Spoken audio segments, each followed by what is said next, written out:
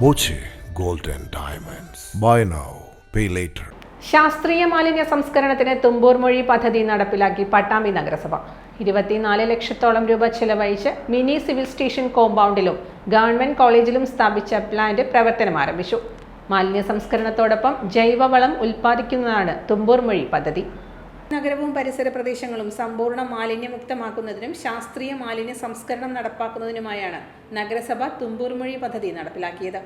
ഇതിന്റെ ഭാഗമായി Pattambi mini civil station കോമ്പൗണ്ടിലും ഗവൺമെന്റ് കോളേജിലുമായി തുമ്പൂർ മൊഴി ജൈവ മാലിന്യ സംസ്കരണ യൂണിറ്റുകൾ പ്രവർത്തന സജ്ജമാക്കി.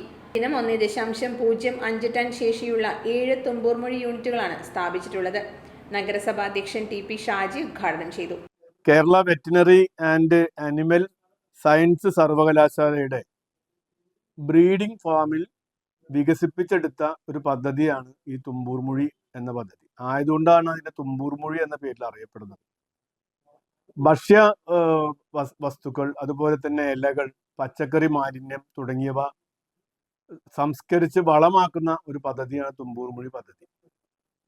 വായുവിന്റെ സഹായത്തോടു കൂടി താരതമ്യേന ഈച്ചകൾ, പാറ്റകളൊന്നും ശല്യം ഇല്ലാത്ത രീതിയിൽ, അതുപോലെ തന്നെ വലിയ രീതിയിലുള്ള ദുർഗന്ധം ഇല്ലാത്ത രീതിയിലാണ് ഈ ഒരു പദ്ധതി യാഥാർത്ഥ്യമാക്കിയിട്ടുള്ളത്. ഈ പ്രദേശത്തുള്ള അല്ലെങ്കിൽ ഈ ഓഫീസ് പരിസരത്തുള്ള മുഴുവൻ മാലിന്യങ്ങളും അതുവഴി വളമാക്കി മാറ്റുന്നതിന് വേണ്ടി ഈ ഒരു പദ്ധതിയിലൂടെ സാധിക്കും. ഇനിയും ഇത്തരത്തിലുള്ള പദ്ധതികളൊക്കെ തന്നെ പട്ടാമ്പി നഗരസഭ ആസൂത്രണം ചെയ്തിട്ടുണ്ട്. ഇപ്പൊ കഴിഞ്ഞ ദിവസം പട്ടാമ്പി പോലീസ് സ്റ്റേഷനിൽ ബയോഗ്യാസ് പ്ലാന്റ് നൽകിയിട്ടുണ്ട്.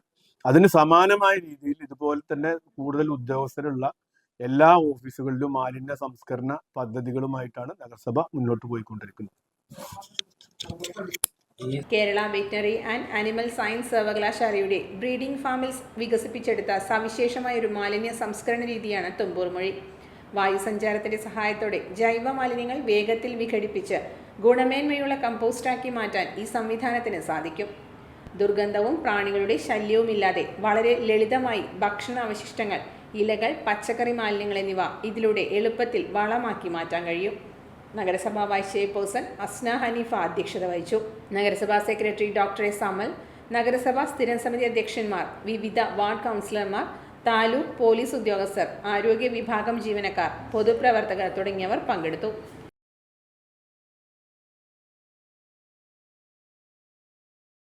Time kids pre school, Mannannur road, Vaniyamkulam.